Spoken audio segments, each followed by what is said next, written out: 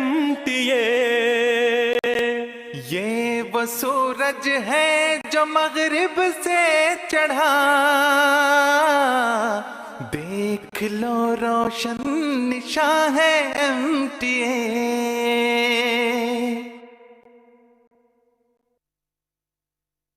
صلی علی نبینا،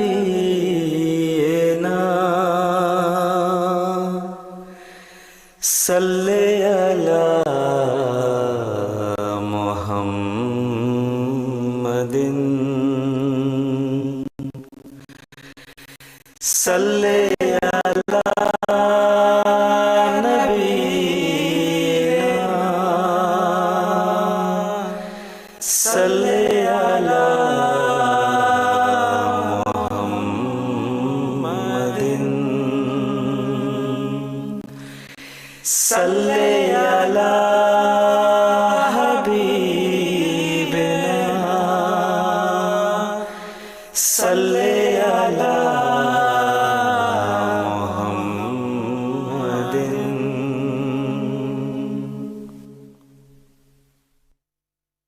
محبت کے نغمات گائیں گے ہم، اخوت کی تانیں اڑائیں گے ہم.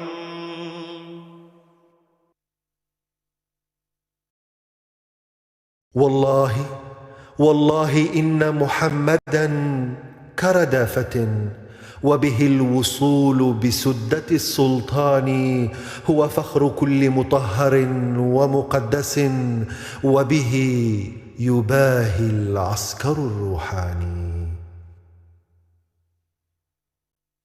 صلي على نبينا، صلي على محمد، صلي على نبينا،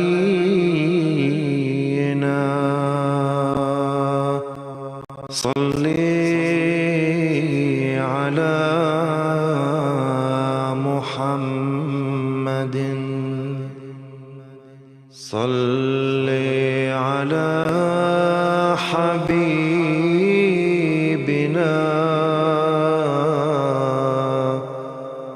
صلي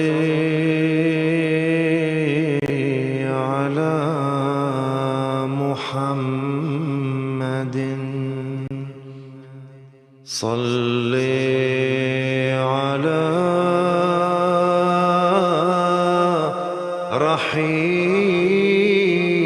رحيمنا،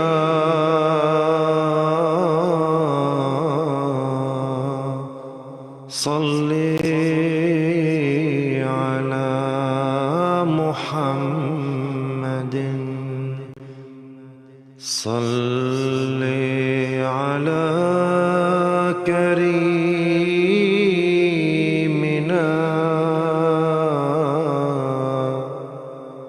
صلي على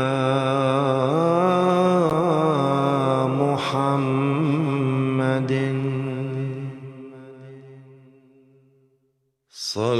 صلي على نبينا، صلي على محمد،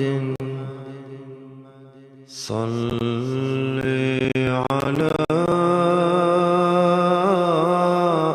حبيبنا،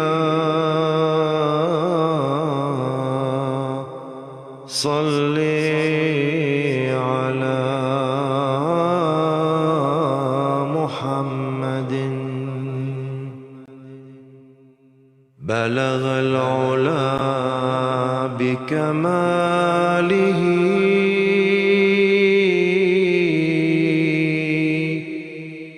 كشف الدجى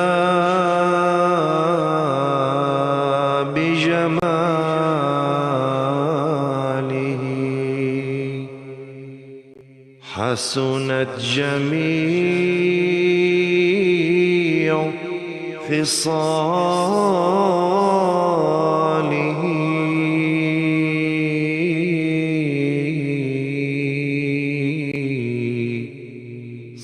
صلوا عليه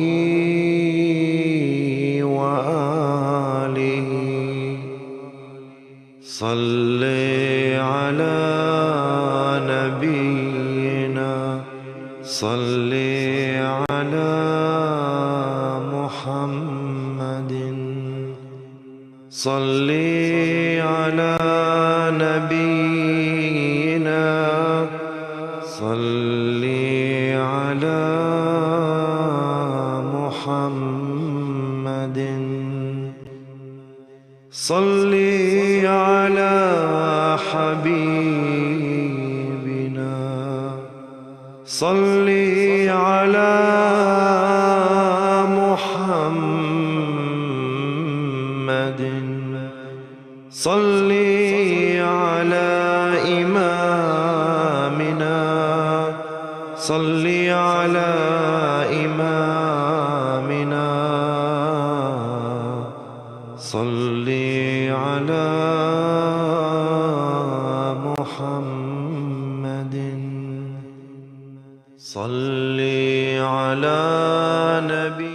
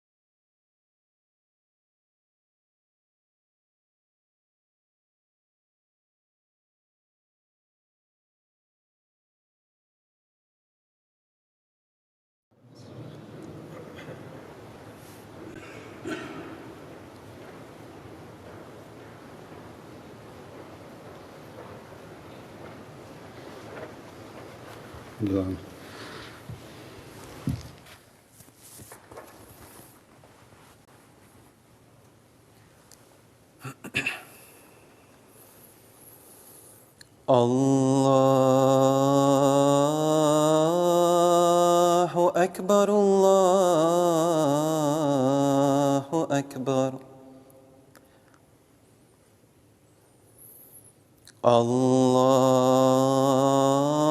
الله أكبر الله أكبر أشهد أن لا إله إلا الله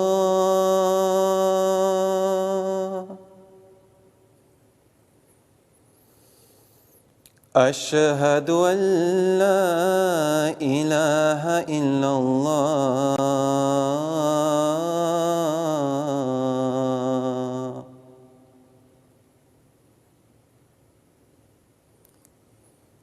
أشهد أن محمدًا رسول الله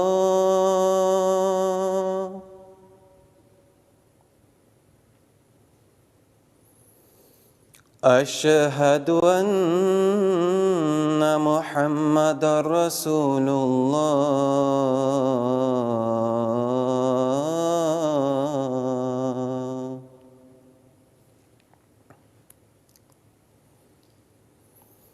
حي على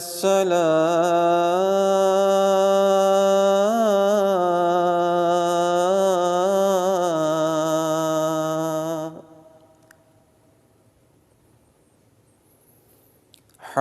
حي على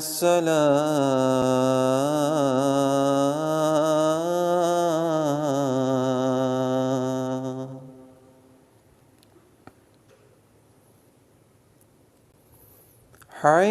حي على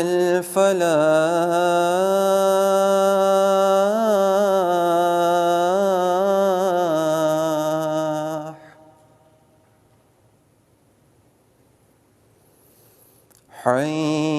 حي على على الفلاح.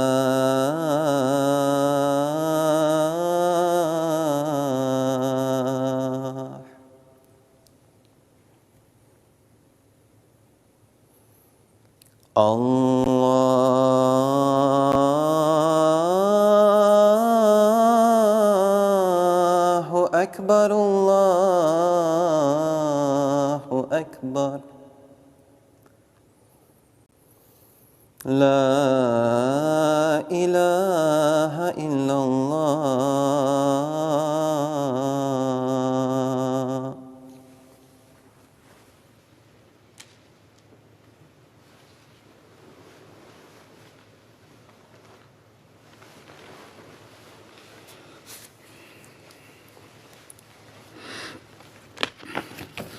السلام عليكم ورحمة الله.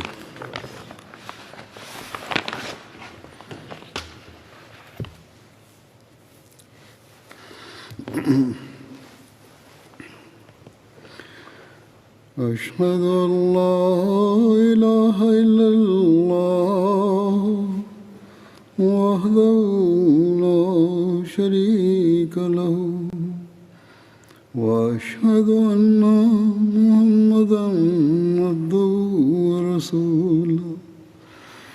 أما بعد فأعوذ بالله من الشيطان الرجيم. بسم الله الرحمن الرحيم. الحمد لله رب العالمين الرحمن الرحيم مالك يوم الدين. إياك نعبد وإياك نستعين. اهدنا الصراط المستقيم صراط الذين أنعمت عليهم غير المغضوب عليهم ولا الضالين.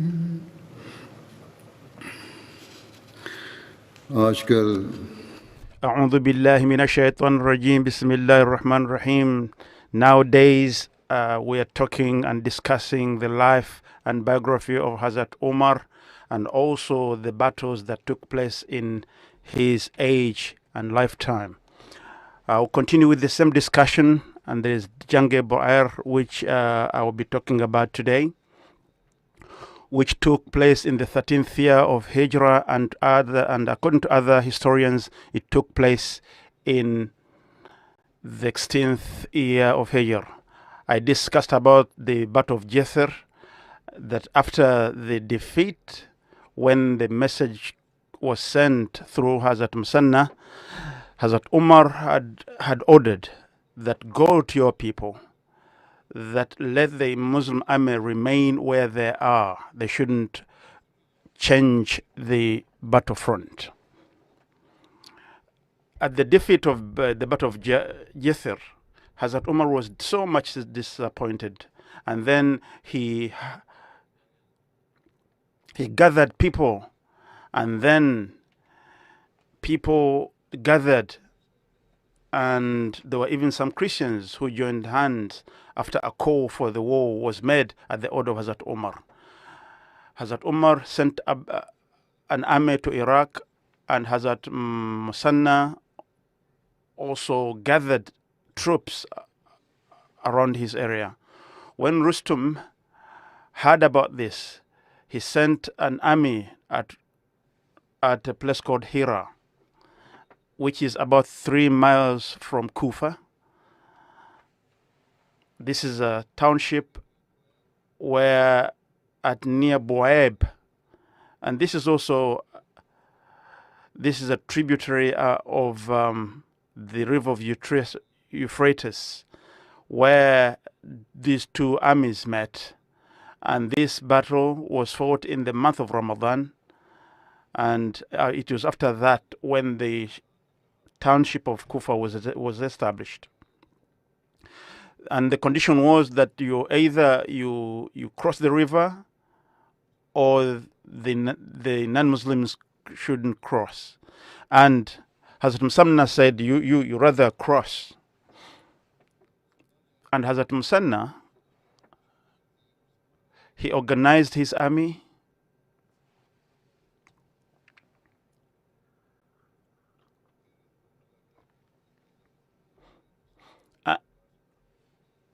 And he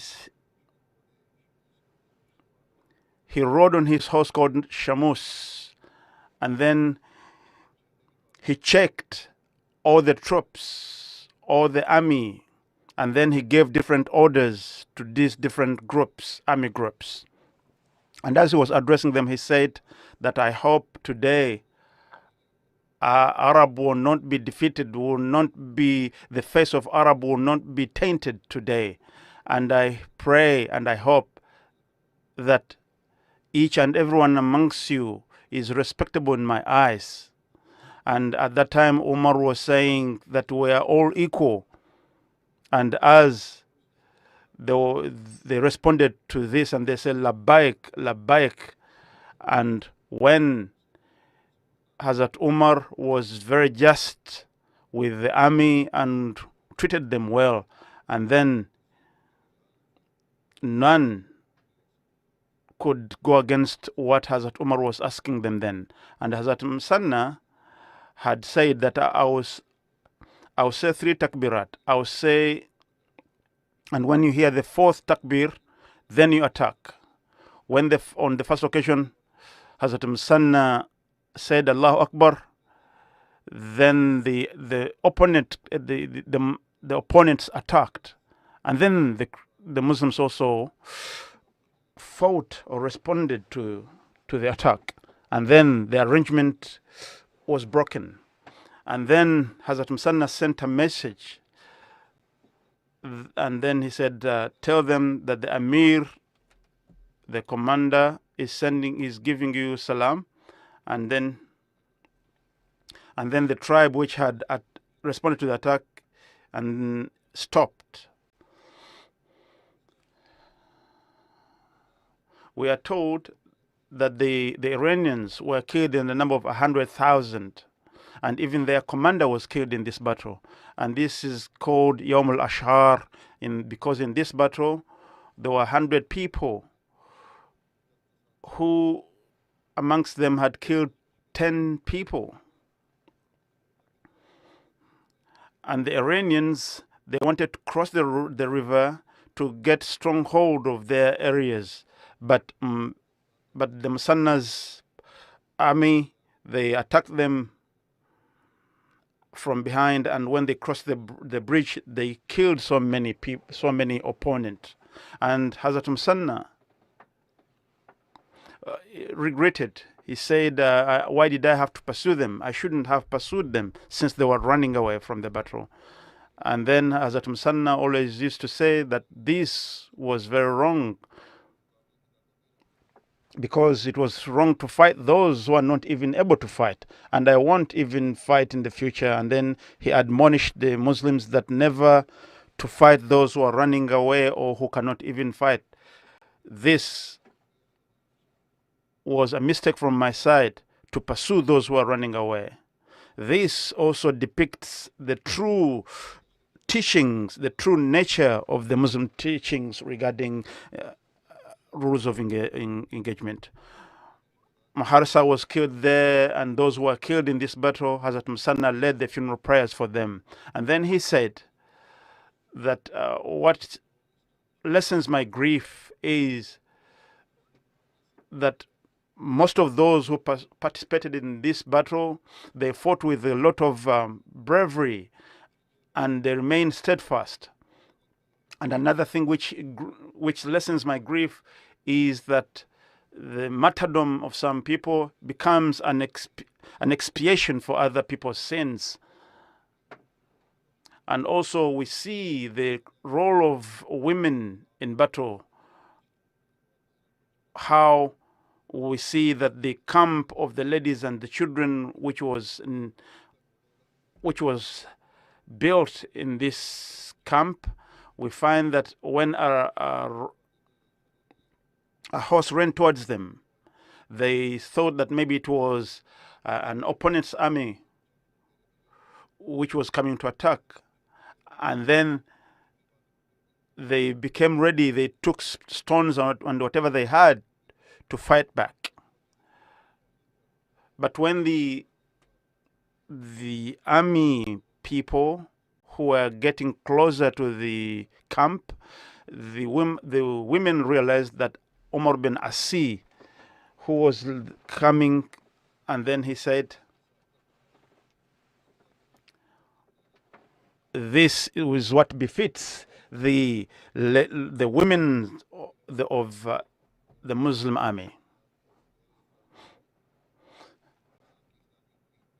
And in this expedition, the Muslim had never faced such a defeat before. And of course, this defeat also, it was the vice versa. The non-Muslims had never faced such a defeat before. And then the Muslim became dominant on many areas which they had even abandoned before. And then the Iranians went to the place called Dajla, and the Muslims won that battle, and they had a very strong hold within the area. And after that, we have the Battle of Qadsiya, which took place in the 14th year of Hijrah.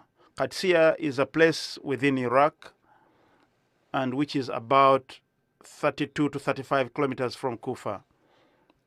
During the time of Hazrat Umar Farooq, there was a battle which took place at this place called Qadsiya. And as a result, the leader of the Iranians was arrested and apprehended by the Muslims. There were two leaders, Rostam and Ferozan. And then they were told that you used to dispute among yourselves. And then they were saying that if we continue to dispute, then Tikrit, Dajlan, Baghdad, and which is also a place in Mosul, which is about 30 miles, and this is a popular city. And then they were saying that all these cities will be taken, and the only place which will remain will be Madian, that you have to reconcile your differences. This was a discussion between these two. And then they were saying that we shall fight.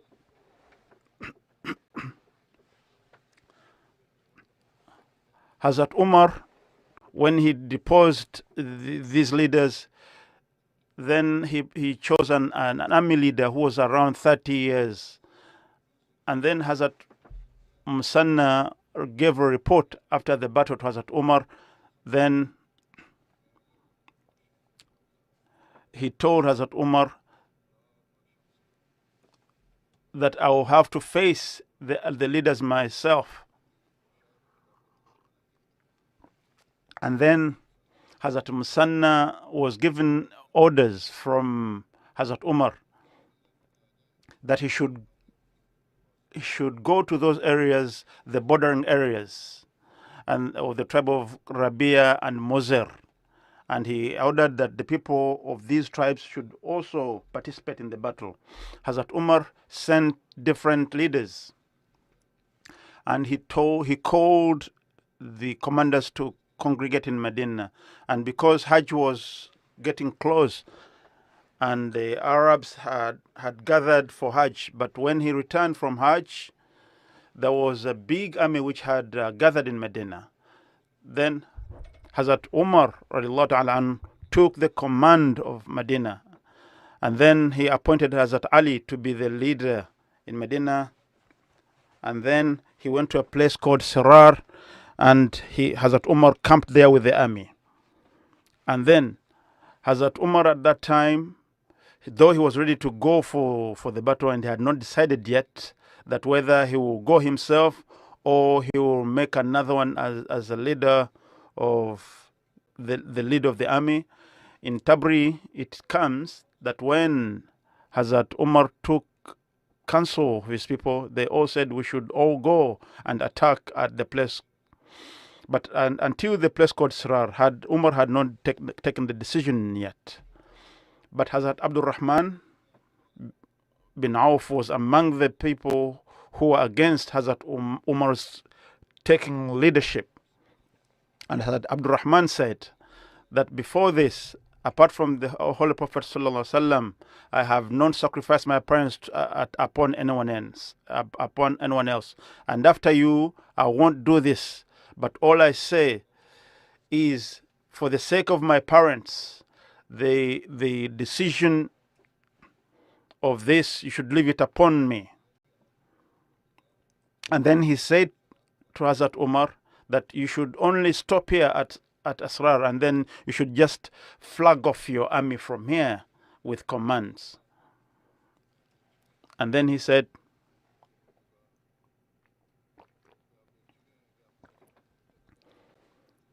to Hazrat Umar that you've seen what God's decision has been, what the relationship has been with God and with your army.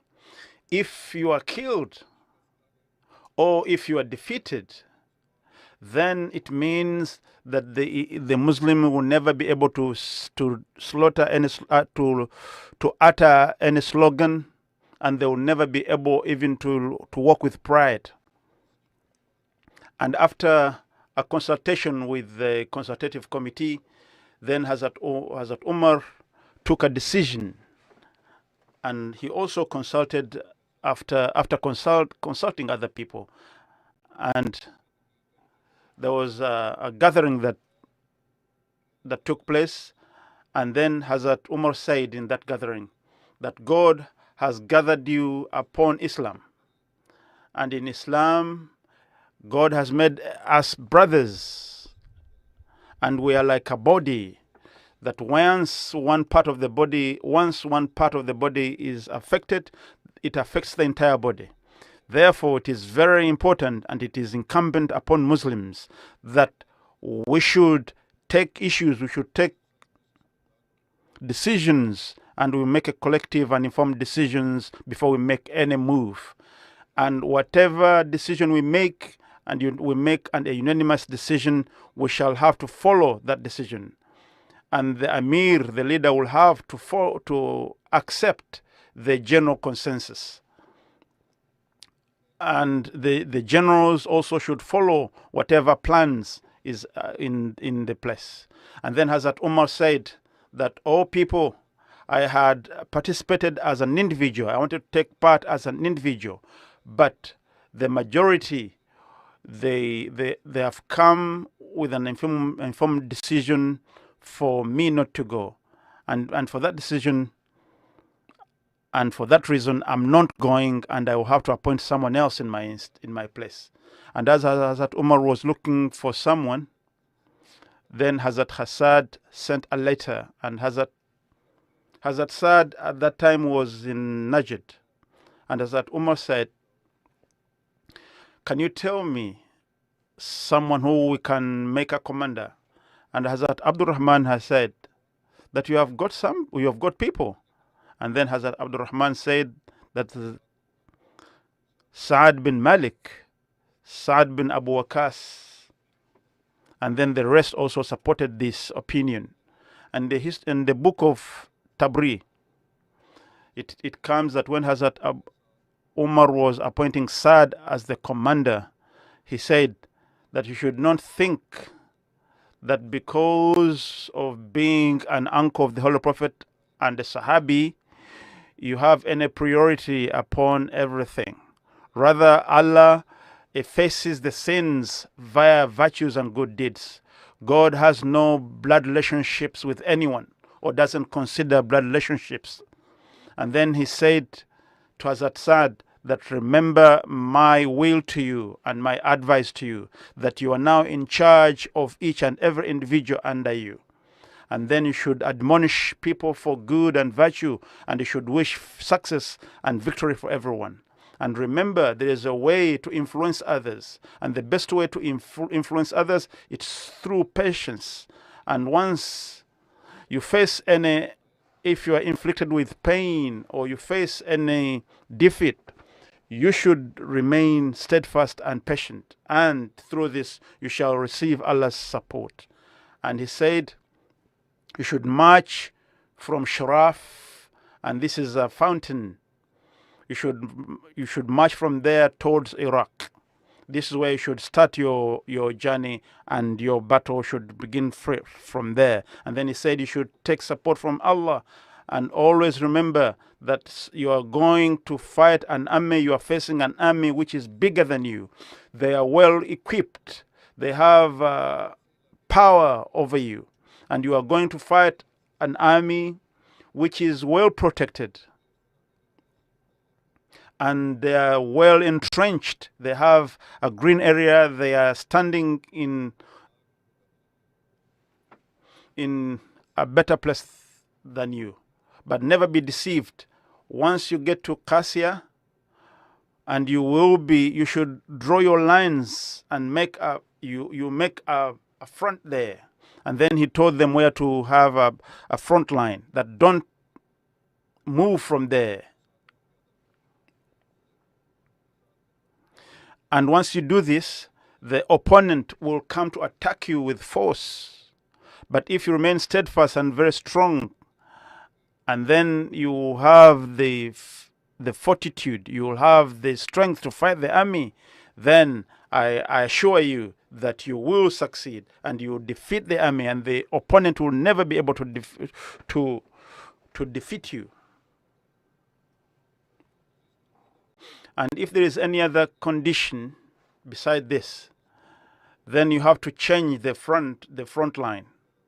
If there is any need to take a step back, then you have to shift the front line into the mountains around.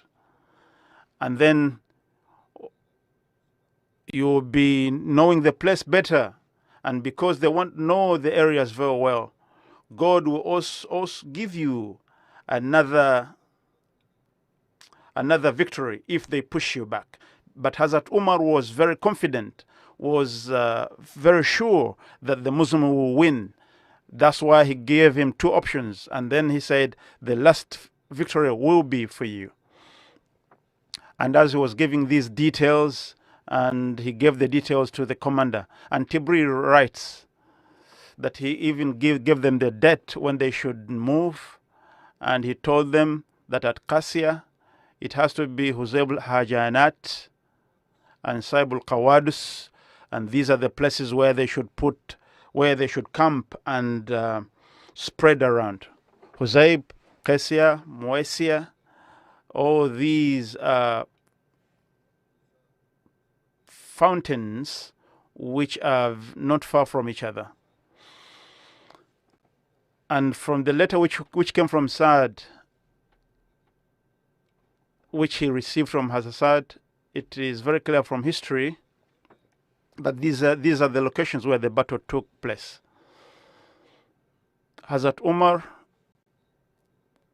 sent 4,000 troops from the army of Saad, and also another 2,000.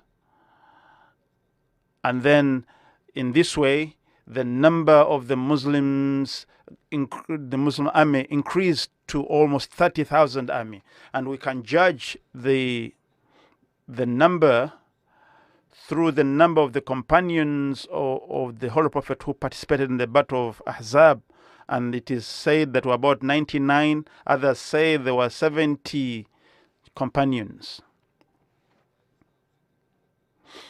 And we can say that there were most of those who were with the Holy Prophet ﷺ. There were about 300 who were with the Holy Prophet in Fatah Makkah. Some were not even Sahabas, but they were children, they were offsprings of the companions of the Holy Prophet ﷺ. Some of those were those who were with the Holy Prophet from the plague till the death. At the place of Dhu Fuqar,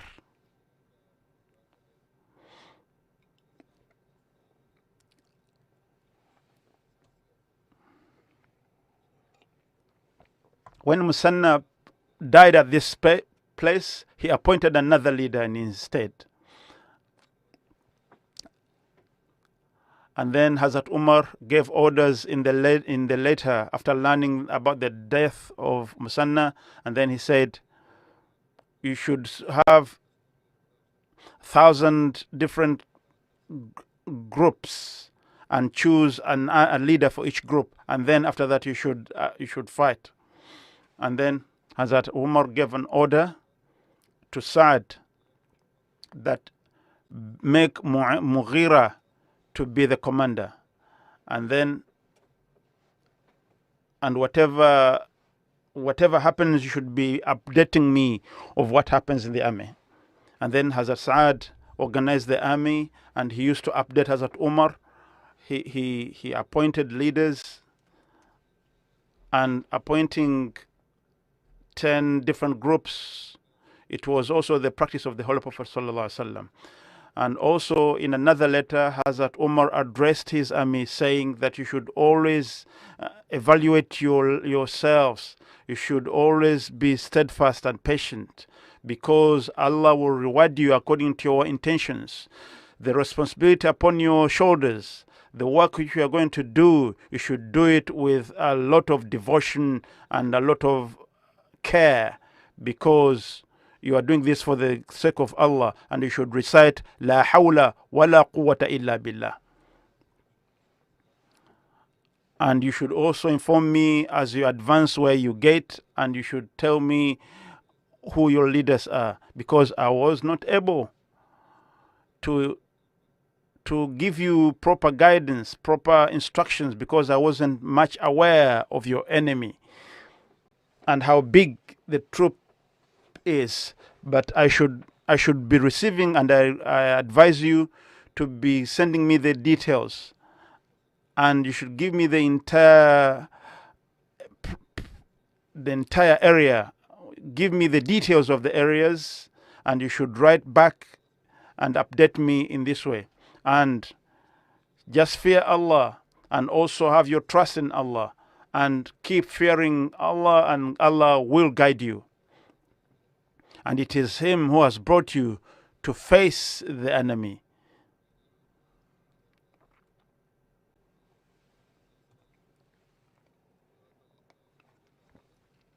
And remember, if you do not execute this duty, Allah has power to choose other people to execute this responsibility.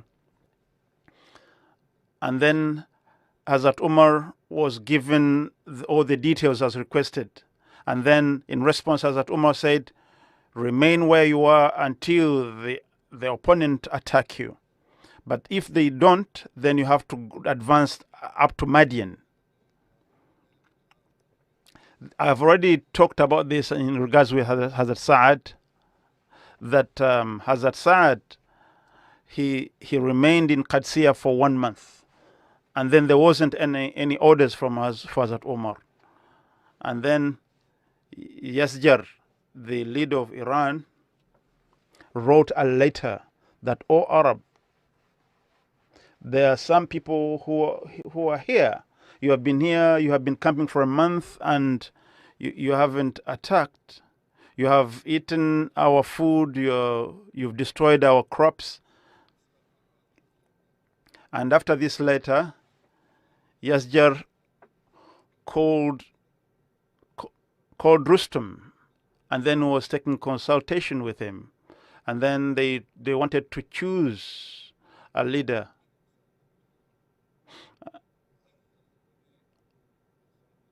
Hazrat Sa'd wrote to Hazrat Umar, and then he said, send some people who are very courageous, who are strong, who are knowledgeable and have wisdom, to call Rustam towards Islam.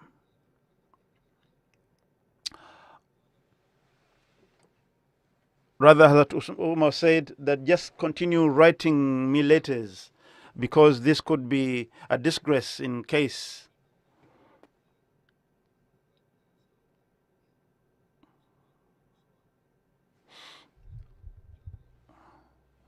And then they said Hazrat Nu'man bin Muqarrin And with another group, I think the decision was taken that we should take a message to them. And then they said, we are going, if you either, it is in your hands, whether you accept Islam and pay jizya, or we fight. But if you accept Islam, then you will be safe. And then Jesus said that if it wasn't prohibited to kill someone, I would have killed you. And then he sent back the army. Asim bin Nomar, he was given the soil, and then he said, you should go back. And then he said, the keys to this land have been given to us through this gesture. Rustum remained there waiting, and he didn't want to fight. And he told Yazjar that protect us, otherwise we shall have to come under the hands of the Arabs. And then the Iranians, they went to another place and camped there. But when Rustam took a step back, his army, the army was roughly 3,000 with elephants. And Rustam had said that they should camp in Qadsiya. And after camping there, the next morning, he evaluated the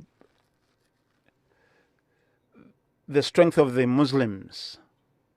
And then they said, we should have a reconciliation.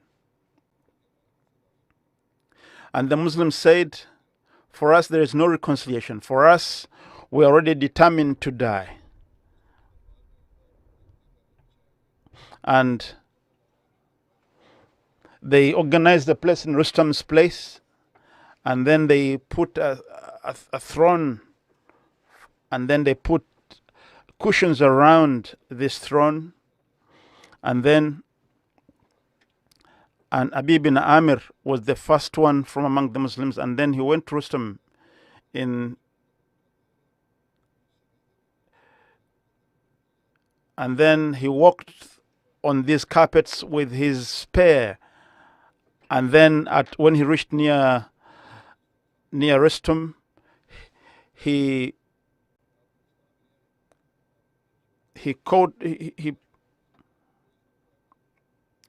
he reached near Rustam, he put 3 conditions before him.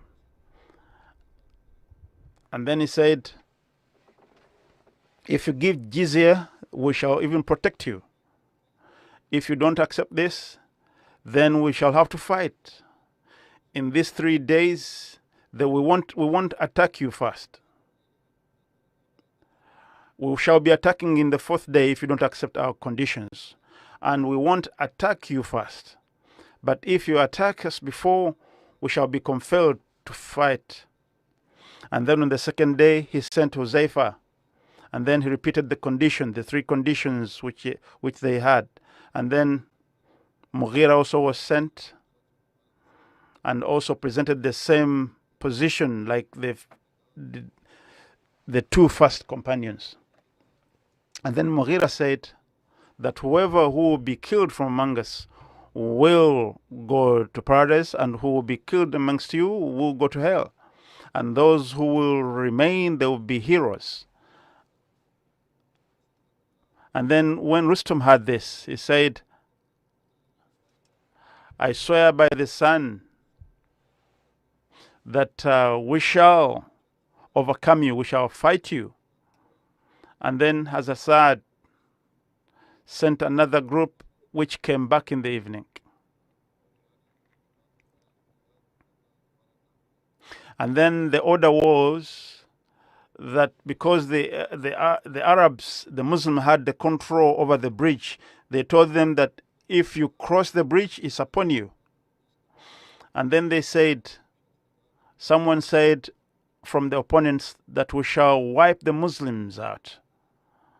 And Shuaib, who believed in Allah, that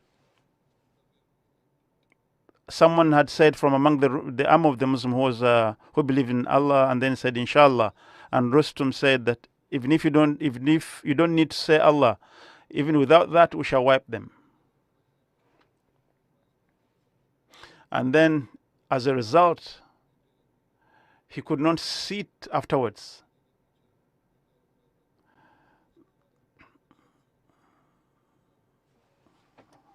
It is said that Hazrat Saad had chosen Saad bin Marfata, and then because Hazrat Saad was not well enough, he appointed him, and then he reminded them of the victory. And of course, there is a river called Tik, where the army of the Muslim was camping near Qudais, which was about 30 kilometers away from Euphrates. And the Muslims at the front line, they had chained themselves together. And then Hazrat Saad had told them to recite the Holy Quran. And after the Zuhr prayers, there was a fight which ensued between the Muslims and the enemy. And Hazrat Asim called the people from another tribe, and then he told them that you should cut the elephants, you should cut their trunks,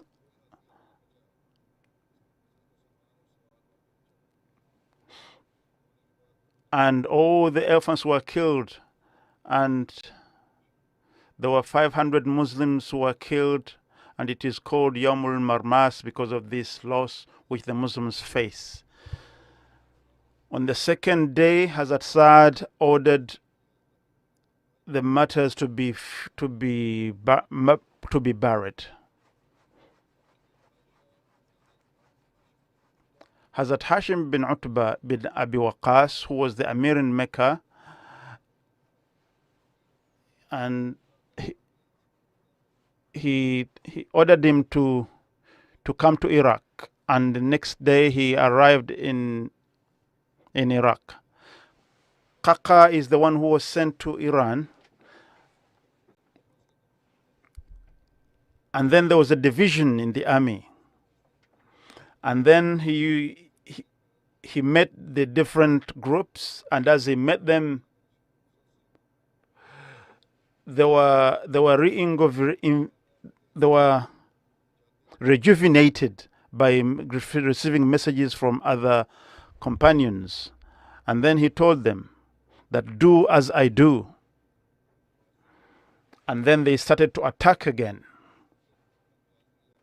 And Bahman Jazwiya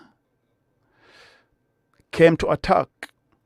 And then Qaqa, who had come, he killed him.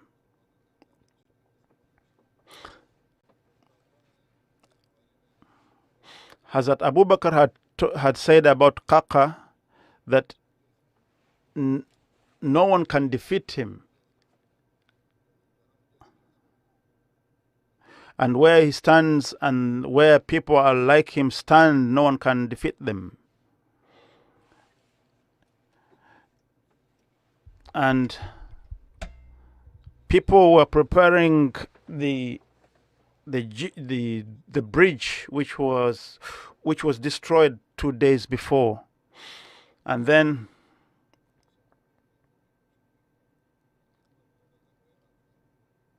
they had the Muslims had covered their camels, and they would look like elephants. And then again another battle started, which took place for 2 days, and the second day is called Yawm al-Aghwas, where the Muslims attained victory. Of course, before this there was a lot of bloodshed, and 2,000 Muslims were killed, and many opponents were killed in this battle. Of course, the Muslims were able to bury their dead, but the opponents could not even bury their dead and left them. But the destruction was much more for these 2 days. And Hazrat Saad had sent a message, and Hazrat Kaka advanced further, and then they killed the opponent.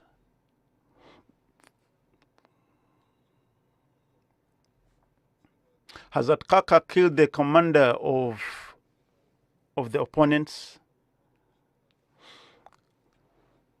and then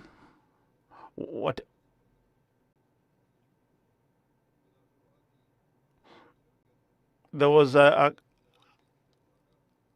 elephant which was running around, and then the Muslim attacked this elephant, and then this army was being driven, or was in control of the enemy, and the commander was riding this elephant, but he was killed. But Hazrat Saad remained awake for the whole night, and he was praying for the army to attain victory.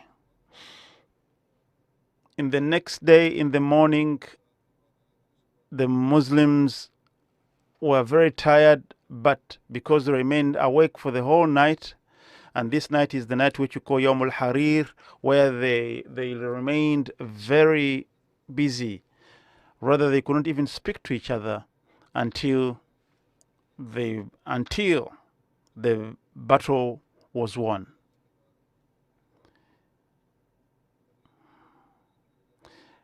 Yawm al-Harir is given in Tabri that on that day the Muslims fought from morning to the evening. Rather, they continued through the night, and this is known as Yawm al-Harir, where they could not even talk. They were so tired they could not talk to each other. And when the enemy was being attacked and Rustum was being pursued, he was caught, and then he was killed by the Muslim army. And the person who killed Rustum announced, and he said that I have killed Rustum. Come to me. Anyone who wants to come to me. And then when the people, the Iranians, heard about the death of Rustum, their commander, they fled, and many from among the Iranians were taken as captives. And people used to ask regarding the Battle of Qadisiyah. And Hazrat Umar, when he received the news that the Muslims had achieved victory, Hazrat Umar, people were saying, Hazrat Amir, Ya Amir al-Mu'mineen, they were greeting him, and the person who brought the news had come that I've got a message for you. Why is it that you didn't tell me that you are the Amir al-Mu'mineen? And then Hazrat Umar informed the congregation about the victory, and then he sent the message that the Muslim army should not advance. Let them remain where they are, and then regroup and remain ready.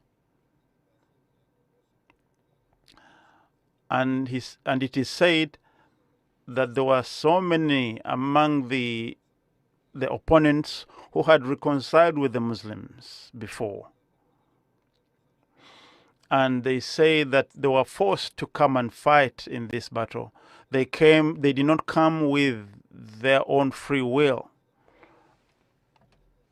And many people who had gone to the Iranians had fled. And Hazrat Umar called a consultative body, and after consultations, he sent a message that those people who had treaties with the Muslims and who have fulfilled their treaties will be respected. But those who did not have any treaties with the Muslims, but remained in their places, and they did not attack Muslims, they will be treated like those who had treaties with us. Now, those who say that they were forced to take battle, to take battle against Muslims, or those who are forced will not be touched. Those who claim to have been forced, and those who say they did not go by their own free will, but they were forced, then their treaty is not anymore. That ends their treaty with the Muslims. And they will either be taken to their place of peace, and they owe no protection from us. But those who left on their free will, but those who give up, and then Hazrat Umar gave orders that those who are able to give jizya, let them give jizya and then remain under you. But those who, if they choose to fight, and if they continue to fight you, you should continue fight with them. But if they don't fight you, then you should leave them. All the instructions which were given by Hazrat Umar, the people came back and then they stayed in the place called Nawa. And you can see the open-heartedness of the Muslims. They called those with whom they had treaties to come and have a discussion with them, in spite of the fact that they had joined hands with the enemy. And then Hazrat Umar was giving them the will, either they to come back, and the historians have written about this, that even those who are the traitors, they were talked with, the discussion took place with them as well, that those who want to come back, they can come back, but they have to give tax. And then their jizya, their taxation will be higher than others. And this is taken as the decisive war because the Muslims fought with a lot of bravery.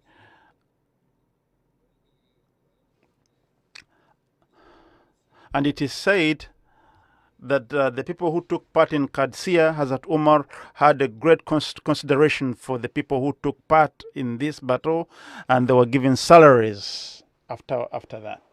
Hazrat Muslim Maud has written about this, and I will take a portion from that, and it is said that when the preparation for war started, Hazrat Umar appointed Hazrat Sa'ad with an army, and Hazrat Sa'ad had chosen the place called Qadisiyah, and Hazrat Sa'ad had sent the entire map and the layout of the area to Hazrat Umar, and Hazrat Umar loved this place. And then he said that before you fight, you should send someone to the Shah of Iran, to the King of Iran, and invite him to Islam. And then they sent someone to meet him. And when this group went to the palace, the Shah of Iran, the king, said that asked them, why have they come to our land? And Rais bin Muqarran stood up and then he said,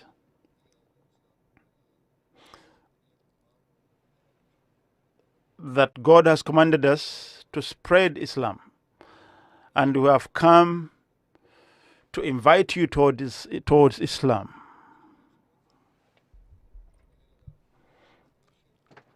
And yes, and the king said,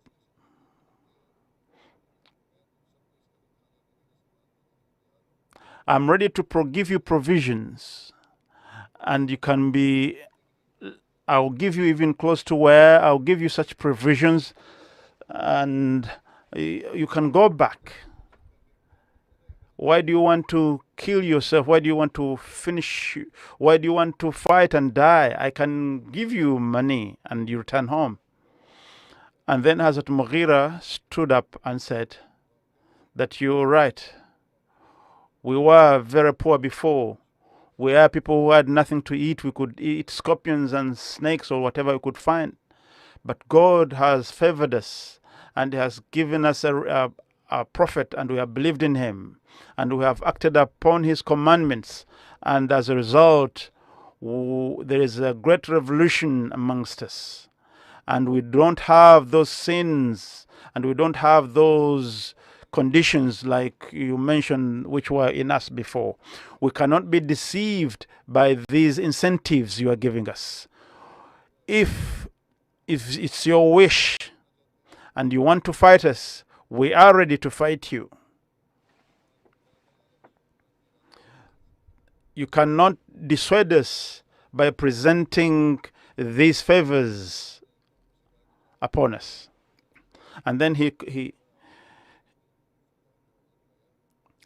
told one of his servants to bring a sack of soil.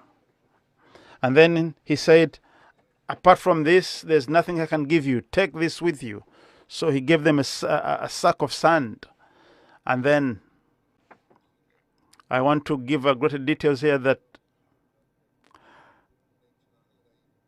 they took the sack of sand, and then he said, the Shah of Iran has surrendered his land to us. And then when the king heard this, was wondering, what is this? What is happening? Why is it? And then they realized, okay, that the king of Iran has given us his land. And these were the slogans which were being chanted by the person who was sent. When the king heard this, he wanted to take even the soil back. But when the fight took place, Allah's help was with the Muslims and they achieved victory. But the second Caliph, Muslim, would say that how did they attain this victory? Why did they succeed in this battle? It was because of their moral virtues and the fear of God.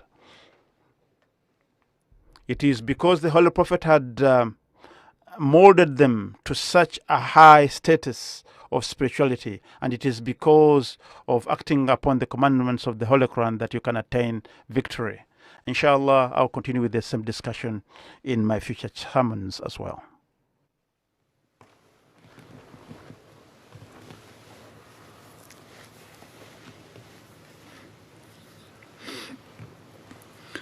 Alhamdulillah, nahmaduhu wa nasta'inuhu wa nastaghfiruh wa nu'minu bihi wa natawakkalu alayh wa na'udhu billahi min shururi anfusina wa min sayyiati a'malina.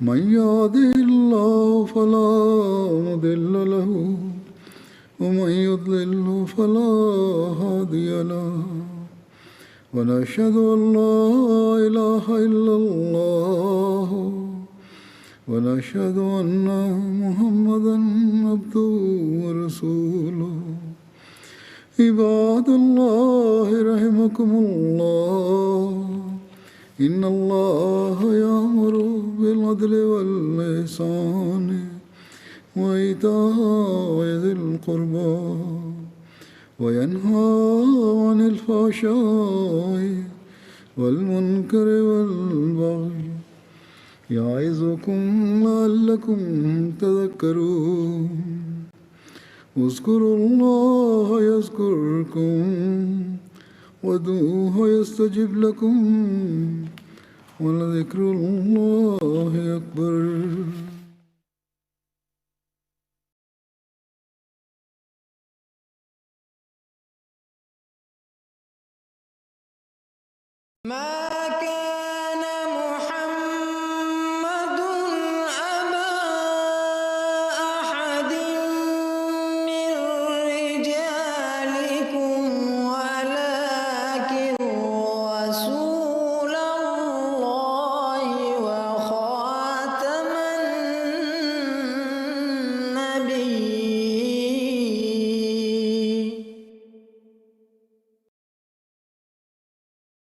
بمطلع